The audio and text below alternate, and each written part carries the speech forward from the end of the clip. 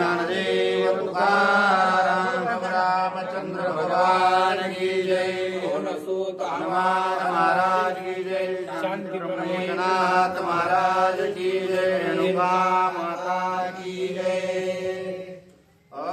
श्री गणेशाय नमः। श्री सरस्वती नमः। श्री गुरुभ्यो नमः। श्री रामचंद्राय नमो नमः। शबरियाश्रम आत्ति विश्रांत राम लक्ष्मण बैसो नित्य काय वन शोभास्वय पाहते तवा पूर्वत्य वर्तले। प्रभु रामचंद्र भगवान की जय। शबरीचा कशा प्रकारे उद्धार झाला महाराजांना सविस्तर अशा प्रकारे सर्व कथा काही सांगितलेली आहे। परंतु शबरीचा उद्धार का झाला तिची निष्ठा एवढी कशा करता होती की शबरीला तिच्या गुरुनं ज्यावेळेस सांगितलं होतं की तुझा उद्धार होईल पण कधी होईल, दशरथ राजाच्या पोटी राम जन्माला येतील, ते वनवासाला येतील आणि वनवासाला आल्याच्या नंतर तुझा उद्धार करतील म्हणून तिनं गुरुनं सांगितलं होतं तेव्हापासून ती रामाची वाट बघत होती। रामाचं नामस्मरण ती तेव्हापासून करीत होती। कंटिन्यू तिचा नित्य नेमच त्या शबरीचा असा होता की सकाळी उठायचं, स्नान करायचं, फुलं आणायची आणि रामाला अशी वाट त्या फुलाची शेज तयार करायची येण्याकरता। म्हणून तिची एवढी निष्ठा होती म्हणून तिला अशा प्रकारची गती प्राप्त झाली। गती प्राप्त तशा जन्म मृत्यूच्या विरहित बाजूला जे राहणारी व्यक्ती त्याला तेवढी निष्ठावंत भक्ती लागते। आपल्यासारखी निष्ठी नाही। निष्ठावान भक्ती जर करायची असेल तर शबरीचं मार्गदर्शन घ्या।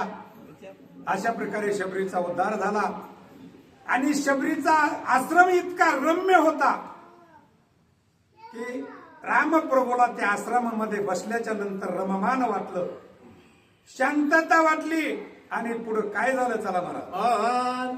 देखो मृग शमाक्षी वदना सीताटवली मृग नयन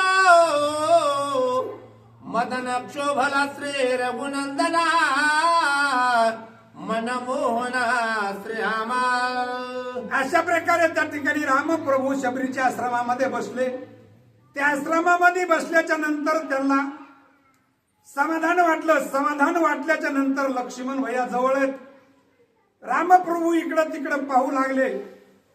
पाहत असताना त्या ठिकाणी एक हरणाचं पाडच त्यांना त्या ठिकाणी दिसलं।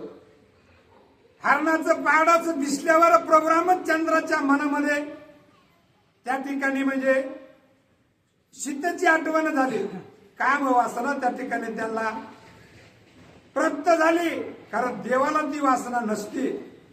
परंतु भगवान प्रभू रामचंद्राला सीतेची आठवण झाली आणि त्या पाडसाकडे पाहिल्याच्या नंतर प्रभू रामचंद्र आणि काय बोलतात पुढे। श्रीराम नित्य निष्काम त्याशी शोभला ती काम काम निष्काम क्रम काम संभ्रम अवधारा।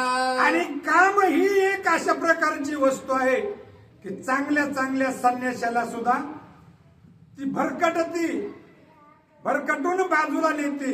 कारण 60,000 वर्षे जरी तपश्चर्या केली असली तरी नुसतं क्रूर करून माग आणण्याची ताकद त्या कामवासना उत्पन्न केल्याच्या नंतर प्राप्त होती आणि तीच कामवासना भगवान प्रभू रामचंद्राच्या असणाऱ्या अंतःकरणामध्ये उत्पन्न झाली आणि उत्पन्न झाल्याच्या नंतर पुढे काय करू लागले, काय बोलतात लक्ष्मणाला। वसंते वन शोभायमान कोकिळाच्या पंचमाला पणाय ऐकून श्री रघुनंदने सकाम संपूर्ण सितारते। आणि ज्या ठिकाणी प्रभू रामचंद्राला काम वासना उत्पन्न झाल्याच्या नंतर ते पाहू लागले, कारण ते वन शीतळ होतं। पण त्या ठिकाणी याची कोकिळा आहे, वसंत ऋतूमध्ये त्या ठिकाणी गायन करणारी कोकिळा, तिला इतर ऋतूमध्ये तिला गायन कंठ येत नाही, वसंत ऋतूमध्ये गायन करते। त्या कंठ त्या ठिकाणी कोकिळेचं मंजूळ स्वर रामानं ऐकलं। रामाने तिचे मंजूळ स्वर ऐकल्याच्या नंतर त्यांच्या हृदयामध्ये अशा प्रकारे एक वासना प्रकट त्याच्याकरता झाली होती. म्हणून त्या ठिकाणी त्या कोकिळा काय करू लागली ते ऐका. नोळे हे कोकिळा कुजना हे मदनाच्या दुर्धर बाण हृदय विंधिता दारुणे द्वंद्व संपूर्ण हा करीतो. द्वंद्व संपूर्ण हा करीतो. त्या ठिकाणी रामप्रभू म्हणू लागले, अरे कोकिळा गायन करीत नाही, ही मदनाचे बाण माझ्या हृदयामध्ये त्या ठिकाणी तिच्या मंजुळ स्वरामधून आणि ते बाण माझ्या हृदयामध्ये अशा प्रकारे खोचित आहेत असं रामप्रभूला त्या ठिकाणी मनामध्ये वाटू लागलं. आणि त्या काय त्या ठिकाणी रामप्रभू बोलत आहे. लक्ष्मण करी ग निवारण कोकिळानं सांडती कुजन माझे नायक हा वचन रघुनंदन. रामप्रभू बोलू लागले, लक्ष्मणा अरे ती कोकिळा त्या ठिकाणी ज्यावेळेस गायन करते ती गायन करीत नाही रे लक्ष्मणा. अरे माझ्या हृदयामध्ये तिने काम वासनेचे बाण त्या ठिकाणी अशा प्रकारे खोचले तर मला त्या ठिकाणी काय करू लागले की मला त्याचा विरह त्या ठिकाणी होऊ लागलेला आहे. ती माझं ऐकत नाही, मी काय सांगू तिला, तूच अशा प्रकारे काहीतरी सांग लक्ष्मणा असं रामप्रभू बोलू लागले. यांचे कुटुंब दत्ते वचन यासी पडत रढा मुन रागे शोभला रघुनंदन शाप दारुण. आणि लक्ष्मण भैयाला त्या ठिकाणी बोलू लागले, लक्ष्मणा अरे ही कोकिळा त्या ठिकाणी ऐकत नाहीये, मग ती जर तुझं सांगून जर ऐकत नसल तर तिला त्या ठिकाणी म्हणले मुकी होईल, मौन पडल, तिला कुठल्याच ऋतूमध्ये त्या ठिकाणी असणार तिला असणार गायन करता येणार नाही, ओरडता येणार नाही अशी मंजुळ स्वराचं प्रभू रामचंद्रानं आणि लक्ष्मणाला सांगून त्या कोकिळेला त्या ठिकाणी श्राप दिलेला आहे. कोकिळा विनवी हाती तिनं सवेची तुष्टला रघुनंदन वसंती तुझ मधुर वचने येरवी मोन सर्वदा. ज्या वेळेस प्रभू रामचंद्र त्या ठिकाणी एवढा श्राप त्या कोकिळेनं ऐकला, मग त्या कोकिळेनं ऐकल्याच्या नंतर ती कोकिळा शरण आली रामाला. आणि शरण आल्याच्या नंतर रामप्रभू तिच्यावर असणारे संतुष्ट झाले आणि तिला सांगितलं की तुला इतर ऋतूमध्ये त्या ठिकाणी गायन करता येणार नाही, फक्त वसंत ऋतूमध्ये पावसाळ्याच्या सुरुवातीला त्या ठिकाणी तुला गायन करता येईल. अशा वसंत ऋतूमध्ये तिला वरदान देऊन अशा प्रकारे तिचं समाधान केलं.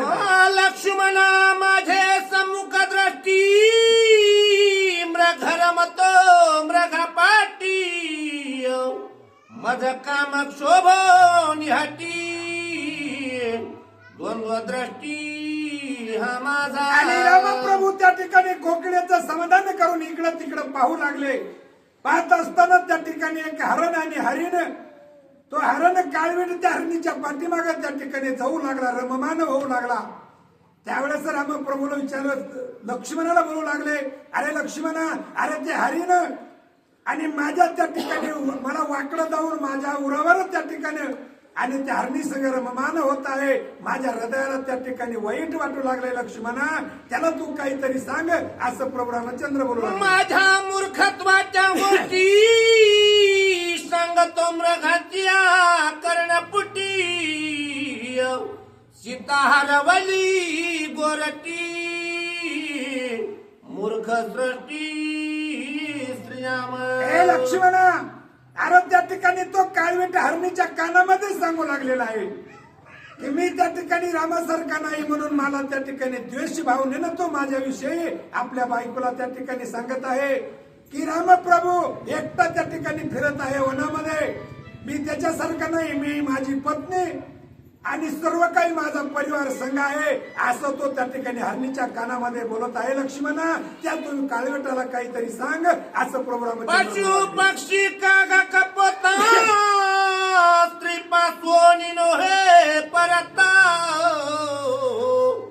वनी सांडोनी गेला सीता मुख्य मूर्खता स्त्रियामी. आणि त्या ठिकाणी तो काळवीट हरणीच्या कानामध्ये सांगत आहे कार्य पशु पक्षी कुठल्याही प्रकारचे जे प्राणी आहेत ना ते आपल्या पत्नीच्या व्यतिरिक्त कुठं त्या ठिकाणी फिरत नाहीत. आपली पत्नी संगच त्यांच्याशी आहे. आणि तो जी राम आहे, अरे रामाने स्वतःची पत्नी त्या ठिकाणी असणारी गमावली, हरवली आणि तिला बघत बघत इकडं तिकडं तो फिरत आहे. त्या रामासारखा मी नाही असा तो काळवीट आणि हरणीच्या कानामध्ये हत्तीची हरवणी सीता वनी रडत भोवतो आता श्रीरामायचा मूर्खता मज सर्वता आणि हरणीच्या कानामध्ये सांगू लागलाय पुन्हा अजून, अरे त्या रामा इतकं मूर्ख दुसरं कोणीच नाही म्हणले. स्वतःची बायको हरवली आणि वनामध्ये झाड दगड कवटाळी तिकडं तिकडे कड्यावणी फिरू लागले.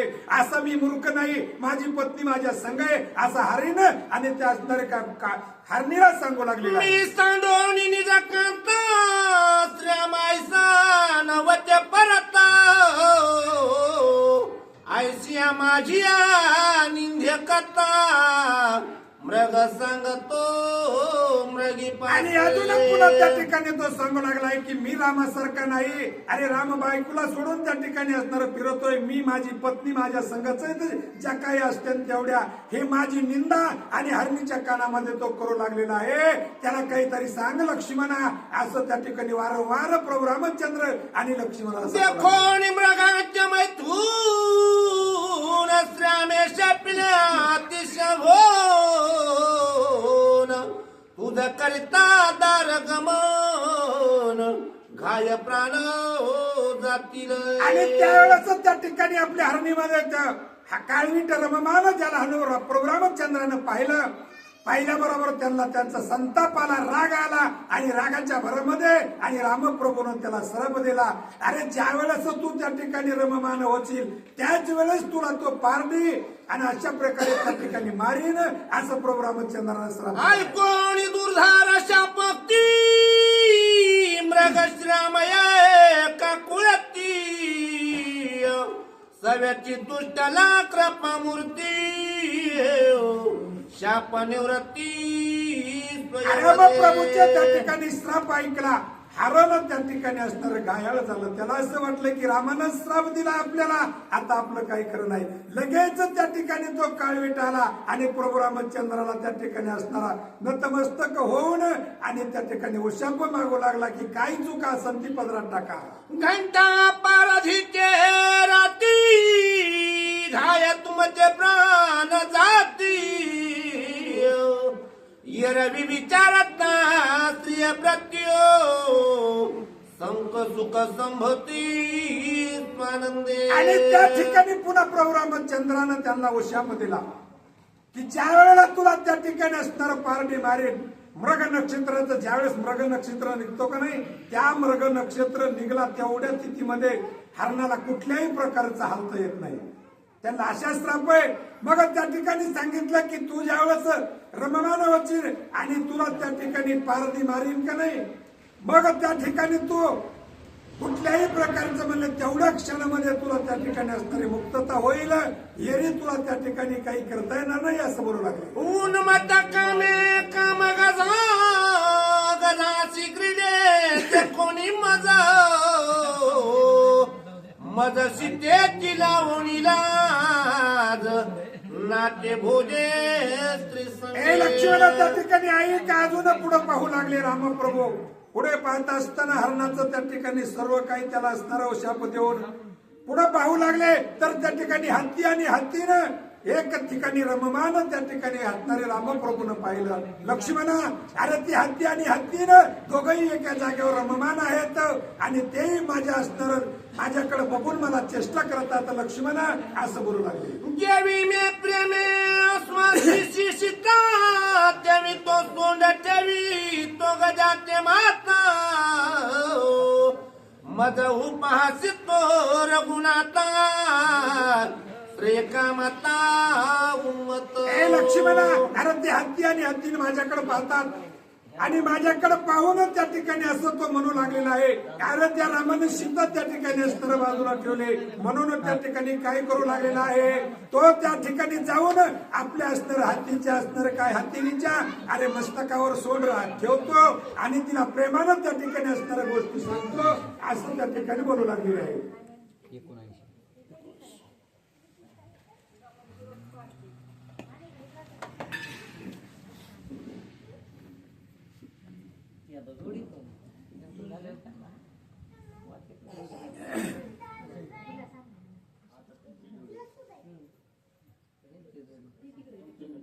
आमचं काय नसतं आमचं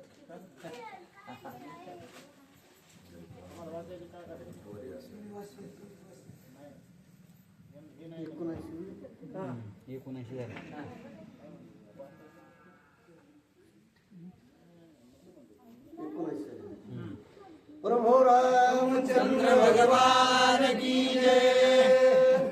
श्री गणेशान वो सीता पुस्ता गजासी काही न बोले श्री रामा पासे गज किरडा तो निलगरिसी केन श्री रामासी कोपाल. आणि रामप्रभू त्या ठिकाणी पाहत आहेत तर तो हत्ती त्या ठिकाणी त्यांच्या मस्तकावर सोंड ठेवून प्रेमानं त्या ठिकाणी बोलू लागलेला आहे. राम पाहत आहे रामाकडं पण कुठल्याही प्रकारची रामाला त्या असणार हत्तीने किंमत दिली नाही म्हणून रामप्रभूला राग आला आणि रागाच्या भरामध्ये प्रभू रामचंद्र आणि काय त्या हत्तीला श्राप देतात. चांगला आवाज येतो. श्रीरामे शोभने आपण शाप दिला दारुण गदिशी करिता कामरण स्त्री संगे प्राण जाईल. आणि रामाने हत्तीकडे पाहिलं हत्तीकडे पाहिल्याबरोबरच त्यांना अशा प्रकारे श्राप दिलेला आहे की काय बोलतात राम अरे ज्या ठिकाणी तू असणार आपल्या हत्तीनी संग रममान होतील त्याच वेळेस तुझा प्राण जाईल आणि तुझा प्राण त्या ठिकाणी गत प्राण होशील असा श्राप त्या हत्तीने ऐकल्याबरोबर काय करू लागला आहे. गजे गजवदन दिनवदन दोघे प्रार्थिती रघो नंदन त्याच्या निवाचन संतो पण शाप मोचन सोय बदला. आणि ऐकला श्राप ऐकल्याच्या नंतर हत्ती आणि हत्तीनं त्या ठिकाणी असं त्यांना उद्विग्न झाले. उद्विग्न झाल्याच्या नंतर मग ते रामाकडे अशा प्रकारे त्यांना असं वाटलं की आता आपलं काही खरं नाही एवढा श्राप दिल्याच्या नंतर म्हणून आणि ते त्या ठिकाणी प्रोग्रामच चंद्राला शरण आले. काही शरण आल्यावर बोलू लागले गणेशी करिता मैथुन तू पडसे अचेतन गजिन माता घालिता जीवन तुझा प्राण वाचन. मग त्या ठिकाणी अशा प्रकारे प्रोग्राम चंद्रानं त्यांना श्राप दिला म्हणजे उशाप दिला की ज्या वेळेस तू त्या ठिकाणी मैथुन करशील गजी संग त्यावेळेस तुझा प्राण त्या ठिकाणी निघून जाईल. मग तुझा प्राण वाचेल कशानं की ज्या वेळेस त्या हत्तीनं पाणी जर सोंडीतून आणून तुझ्या जर मस्तकावर टाकलं तर तुझा त्या ठिकाणी प्राण त्या ठिकाणी अचेतन होतील प्राण तुझा वापस येईल असं प्रभू रामचंद्र आणि हत्तीनीला बोलू लागले. गजेशी तुझं पुरविल त्याचे केलिया भक्षण 7 दिवस सावधान वनवरण तू करीसी. आणि तू त्या ठिकाणी असणार पडल्याच्या नंतर पाणी आणून जिवंत होशील पण तुला 7 दिवस पर्यंत तुला उठता येणार नाही. हत्तीनीनं जर तुला त्या ठिकाणी चारा पाणी आणून दिलं तर तू 7 दिवस त्या ठिकाणी पडून राहून 8व्या दिवशी उठून नंतर तुला वनामध्ये फिरता येईल असा सुशाप प्रभू रामचंद्राने दिलेला आहे. तया नाव गजोपय ऐश बिरविशी भोजो ऐकता सुखी झाला गज तेने सुख झाले. आणि प्रभू रामचंद्राने उशाप दिला हे हत्तीने आणि हत्तीने ऐकलं आणि त्यांना असंच समाधान झालं कमीत कमी आपल्याला त्या ठिकाणी 7 दिवस पडून राहून आपल्या पत्नीनं ते जीवदान दिल्यावर म्हणून त्यांना त्या ठिकाणी समाधान वाटलं आणि खुशाल त्या ठिकाणी अशा प्रकारे निघून गेले. अद्यापे गजमैथुन तेथे हे चालते विधान बाप विधो न श्रीवंदन विचित्र विचित्र विधान करीत असे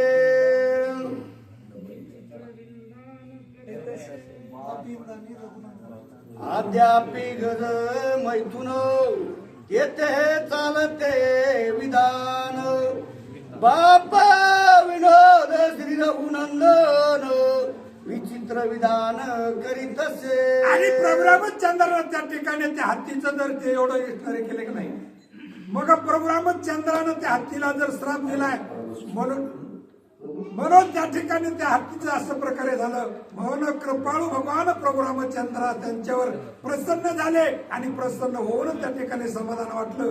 कारण का, हत्तीला त्या ठिकाणी ऐकलं, मैथून हत्तीला असं उघड्यावर करता येत नाही असं बोलू लागले.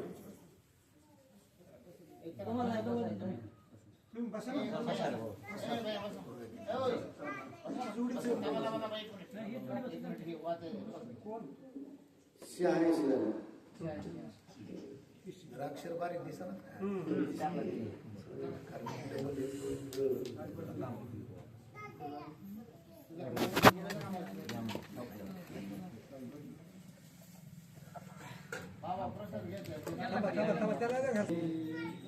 मयुराची निज पत्नी नाही राक्षसी नेली हिरोनी म्हणून नाचे गिरी काननी वाकुल्या दुर्नी मजदावी. आणि प्रभू रामचंद्र त्या ठिकाणी इकडं तिकडं पाहू लागले.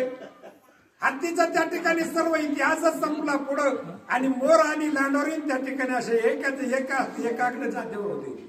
मग त्या ठिकाणी रामप्रभू इकडं तिकडं पाहू लागले आणि त्या ठिकाणी लांडोरीन मोर रममान पाहिले रामानं. मग त्या ठिकाणी रामप्रभूला असं वाटलं, त्या ठिकाणी बोलू लागले, अरे रामाची बायको राक्षसानं घेऊन गेलाय, तशी माझी गेली नाही. मग रामप्रभू म्हणू लागले, माझी पत्नी राक्षसानं नेली चोरून. आणि मग त्या ठिकाणी ह्या मोराची पत्नी राक्षसानं काय नेली नाही असं बोलू लागले. म्या सीता हरविली वनी मज दुःखिता ते देखोनी हा नाचतो घेऊनी पत्नी रामे कोपुनी शापिला. मग प्रभू रामचंद्र बोलू लागले, अरे ते मोर आणि लांडोरीन मोर नाचतोय आपली पत्नी जवळ घेऊन. अरे माझी पत्नी त्या ठिकाणी राक्षसानं नेली, त्याची का नेली नाही, त्याला का काही वाटत नाही, मला तो वाकडं जाऊ लागलाय, वाकुल्या जाऊ लागलाय असं प्रभू रामचंद्र बोलू लागले. मज दुःखिता ते देखता दोघे नाचती उन्मादता तुझ येईल नपुसकता अंग संगता तुमान घडे. आणि प्रभू रामचंद्राकडे बघू बघू त्या ठिकाणी बोलू लागले की माझ्याकडे बघून त्या ठिकाणी दोघेही नाचतात. अरे नाचतात, तुम्हाला काही कसं वाटत नाही. म्हणून प्रभू रामचंद्रानं शाप दिला की तुम्हाला जन्मात कुठल्याही जन्मात तुम्हाला अंगसंगता नाही असं म्हणून प्रभू रामचंद्रानं लांडोरणी आणि मोराला श्राप दिलेला आहे. ऐकोनिया शाप वचन मयूर विनवी अति दिना मयुरीने धरिले चरण शाप मोचन श्रीराम वदे. आणि प्रभू रामचंद्रानं ज्यावेळेस श्राप दिला त्यावेळेस मोर आणि लांडोरीनं पळत आले रामाकडे. त्या ठिकाणी क्षमा याचना मागितली, नतमस्तक झाले. मग त्या ठिकाणी प्रभू रामचंद्राला सुद्धा त्यांची दया आली. आणि दया आल्याच्या नंतर काय शापवचन बोलतात. सीतेचा योगे जाण दुःखी होती तू रघुनंदन आम्हा पक्षीची पाड कोण दुःख दारुण पाहावयास. लांडोरीन आणि मोर रामाला बोलू लागले, हे रामा प्रभू, अरे तुम्ही जाणते आहात तुम्हाला काय दुःख आहे, तुमच्या अंतकरणामध्ये किती विरह आहे हे आम्हाला पक्षाला काय कळणार आहे. पशु पक्षी जे आहेत ना हे काही पाप पुण्य थोडं जाणतात, आम्हाला याच्यातलं काही माहिती नाही रामा. म्हणून आम्हाला त्या ठिकाणी तुम्ही शाप द्या अशी विनंती मोर आणि लांडोरीनं आणि रामप्रभूची करू लागली. ऐसे ऐकोनी मयूर वचन श्रीराम झाला सुप्रसन्न दोघे नद्यमाने सुख संपन्न चक्षुवीर्य पूर्ण सुख तुम्हा. आणि त्यावेळेस प्रभू रामचंद्राला त्या मोराचा आणि लांडोरीची दया आली, किंवा आली. आणि किंवा आल्याच्या नंतर त्या ठिकाणी शाप बोलू लागली की ज्यावेळेस तुम्ही आणि आकाशामध्ये ढग येतील आणि त्यावेळेस तो मोर त्या ठिकाणी नाचायला लागेल. कारण आगोटीच्या वेळेला मग त्या ठिकाणी काय होईल, त्याच्यातून त्याच्या डोळ्यामधून पाणी येईल, ते वीर्य रूपानं ते पाणी येईल आणि तेच पाणी वीर्य रूपानं आलेलं तू ज्यावेळेस चुचीनं ते झेलशील आणि त्याच्यापासून तुमचा गर्भसंभव होईल, असा उशाप आणि रामप्रभूनं आणि त्या मोराला आणि लांडोरणीला दिला. पाहे पा लक्ष्मणा विपरीत काळा कावळा पत्नी समेत मज दुखिता वाकुल्या दावीत सोय किडत आणि हा इतिहास त्या ठिकाणी संपल्याबरोबर पुन्हा अजून प्रोग्रामच चंद्रानं झाडाकडे पाहिलं. त्यावेळेस काळा कावळा आणि असणार त्या कावळीनी सोबत त्या ठिकाणी झाडावर रममान रामप्रभूनं पाहिला. त्यावेळेस लक्ष्मणाला सांगू लागले, लखन अरे तो काळा कावळा कसा माझ्याकडे बघू बघू आपल्या पत्नीला त्या ठिकाणी असणारा जवळ घेऊन बसलेला आहे आणि काही कानामध्ये गोष्टी सांगतोय. लक्ष्मणा हे मला त्या ठिकाणी वाकडं जाऊ लागलेलं आहे असं रामप्रभू बोलू लागले.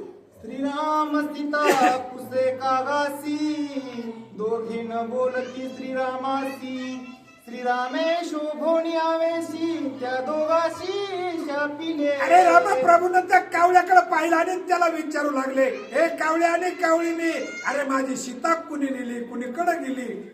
हे ज्यावेळेस प्रभू रामचंद्र त्यांना विचारतात त्यावेळेस तो काय कावळा कुठल्याही प्रकारचा रामाकडे लक्ष दिलं नाही. आपल्या कावळीनी सोबत रममान रामप्रभू काय बोलतात हे काही सुद्धा त्याने सांगितले नाही. जन्मामध्ये एकदा जाण तुम्हा दोघा होय मैथून पुढती न घडे श्री गमाना होती संपूर्ण कागवंद्या. आणि त्या कावळ्यानं नाही ऐकलं. मला प्रभू रामचंद्राला राग आला आणि रागाच्या भरामध्ये त्यांना अशा प्रकारे श्राप दिला.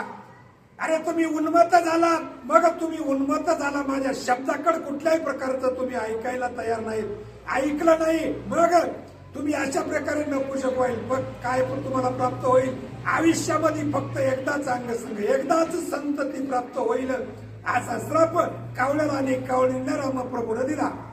अद्यापि कागाच्या कागदेही दुसरा गर्भ संभव नाही कागवद्या म्हणती पाही लोकितीही कागासी. आणि त्यावेळेस त्या ठिकाणी सांगू लागलो ती त्रिभुवनात कुठेही जरी ते कावळे गेले तरी कुठल्याही प्रकारचं त्यांना आयुष्यामध्ये फक्त एकदाच अंगसंग आणि एकदाच संतती प्राप्त आहे. नाहीतर कावळ्यांनी माणसाला सुद्धा बघून दिलं नसतं, इतके कावळे झाले असते. आणि त्या कावळ्याला त्रिभुवनात कुठेही गेलं तरी पुन्हा कुठं काही प्राप्त नाही असं बोलू लागले. श्रीराम चक्रवाके देखता नैनी एकत्र विचरती पैदोनी पूर्ती नव्हती अर्धक्षणी गमनागमनी एकत्र. कावळ्याचा इतिहास त्या ठिकाणी संपला. मग चक्रवाक पक्षी त्या ठिकाणी झाडावर रामप्रभूनं पाहिलं त्यावेळेस तो चक्रवाक पक्षी आपल्या पत्नीला त्या ठिकाणी असणारा बोल गप्पा मारित होता. त्यावेळेस त्याच्याकडे पाहिल्याच्या नंतर प्रभू रामचंद्राला राग आला. काय बोलू लागले, या लोकी सुखे सुखिया पाहता दिसे चक्रवाकिया रूपा सवे जैसी छाया तैसी भार्या अनुगत. आता त्या चक्रवाक पक्षाचा असा नेम होता की आपल्या पत्नीला सोडून एक क्षण सुद्धा इकडं तिकडं त्या ठिकाणी ते बाजूला राहत नव्हते. अशी त्यांची ते म्हणजे जशी सावली माणसाच्या संघाच असते ना, त्या सावलीप्रमाणे त्या चक्रवाक पक्षाची पत्नी त्याच्या सोबत असती. हे रामानं त्या ठिकाणी पाहिलं. काय बोलू लागले,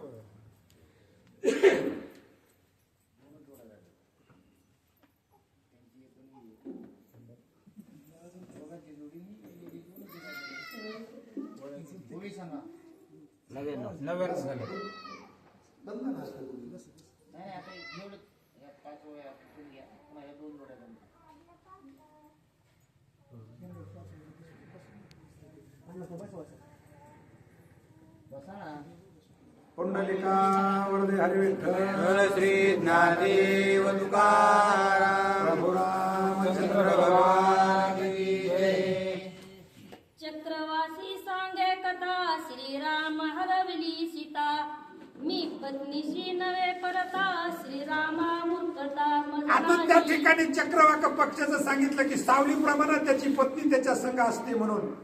बघा त्या ठिकाणी चक्रवाक पक्षी म्हणू लागलेला आहे की त्या पत्नीला की मी रामासारखं नाही, मी माझ्या पत्नीला कायम स्वरूपी संघ सावली सारखा वागवतो आहे, मी त्या रामासारखा नाही असं बोलला तो चक्रवाक पक्षी. त्यावेळेस प्रभू रामचंद्रानं ऐकलं, काय करू लागले पुढं. वनी ऐकली सांडी कांता मूर्ख मूर्खता यांची माता, हे ज्ञान नाही श्री रघुनाथा निज मूर्खता विलयपंत. चक्रवाक पक्षी आपल्या पत्नीला सांगू लागलाय, किती हुशार आहे पाखरोय. रामाच्या आई वडिलांपर्यंत गेला की ह्यांच्या रामाच्या आईनं त्याला काही शिकवलं नाही का वनवासाला येताना, की स्वतःची पत्नी त्या ठिकाणी सोडायची आणि वनामध्ये इकडं तिकडं एकटी सोडून. अरे मी एक पाखरू असून सुद्धा त्या ठिकाणी माझी पत्नी एक क्षणभर सुद्धा बाजूला सोडत नाही, इतका मूर्ख आहे राम, एवढी ताकद आहे म्हणजे त्या पाखरामध्ये, असं बोलू लागला. श्रीराम मूर्ख शिरोमणी का गेला निज पत्नी सोडूनी, तिज लागी आणखी दुःखी होऊनी वनवनी. आणि तो राम इतका मूर्ख आहे, बायकोला सोडलंय वनात, एकटा बाजूला त्या ठिकाणी गेला, तिला चोरून घेऊन गेलाय आणि आता वरून तिला हे हुडकीत हिंडू लागलाय. इतका राम मूर्ख आहे असा तो चक्रवाक पक्षी आपल्या पत्नीला सांगू लागला. निज पत्नीसी किरणता जे कोणी कुंडलीची एकांता, शोभ उपदे श्री रघुनाथा उपशांतता धरिना. आणि मग त्या ठिकाणी त्या असणार त्या चक्रवाक पक्षाचे एवढे शब्द ऐकले, मग प्रभू रामचंद्राला त्या ठिकाणी राग आला. त्यांना एवढा भयानक राग आला की त्यांना ते रागाचा पारावार नाही, शांतच होईना, इतका राग त्या रामाला आलेला आहे. श्रीराम सीता पुषे त्यासी तेन बोलती श्रीमासी, वियोग पावर निशी चक्रवंशी. आता त्या चक्रवाक पक्ष बायकोला सांगतोय. प्रभू रामचंद्रानं त्यांच्याकडे पाहिलं आणि त्यांना विचारू लागले, हे चक्रवाक पक्षा, अरे माझी सीता वनामध्ये हरवली, कोण्या दिशेला गेली, कुणी नेली, असं त्या ठिकाणी विचारू लागला. पण तो चक्रवाक पक्षाने त्याची पत्नी रामाकडे लक्ष दिलं नाही, एक सवाल सुद्धा त्या रामाला बोलत नाही, तर अशा प्रकारे त्या ठिकाणी करू लागली. चक्रवाके तळपळती दिनेयती काकुळती, आमुची अवतारी विनंती कृपामृती श्रीरामा. आणि प्रभू रामचंद्रानं त्यांच्याकडे पाहिलं, त्यांना श्राप दिला, म्हणले तुम्हाला जन्मतच तुमची भेट व्हायची नाही. मग त्यांना कृपा आली आणि त्या ठिकाणी रामाला शरण आले आणि शरण आल्याच्या नंतर प्रभू रामचंद्राला त्यांची दया आली आणि दया आल्यावर काय त्या ठिकाणी प्रभू रामचंद्र असणार त्यांना शाप देते ते वादाडे महाराज सांगतील.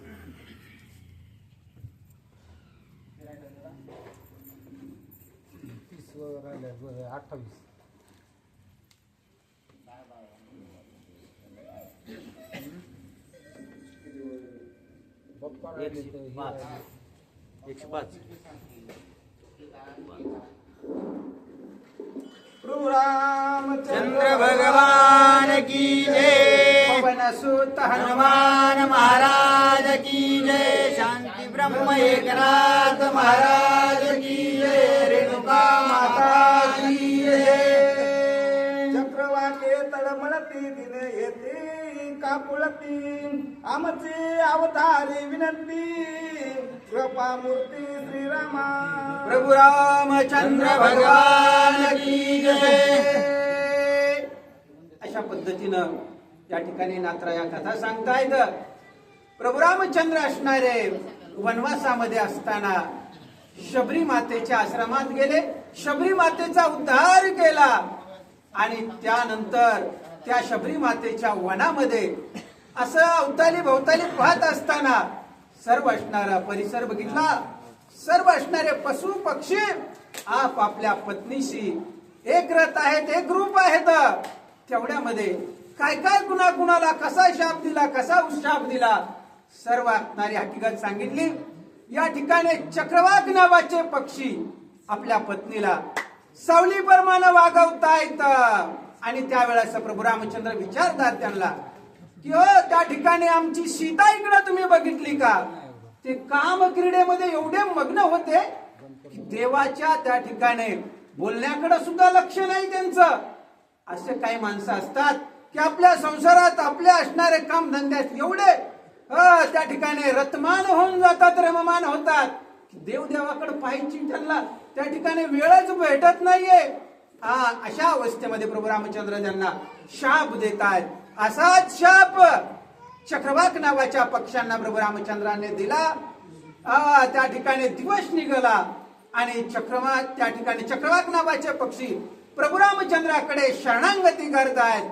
काय बोलतायत आणि कशा पद्धतीने प्रभू रामचंद्र त्यांना उशाब देतायत ऐका म्हटले पुढं. सिद्धे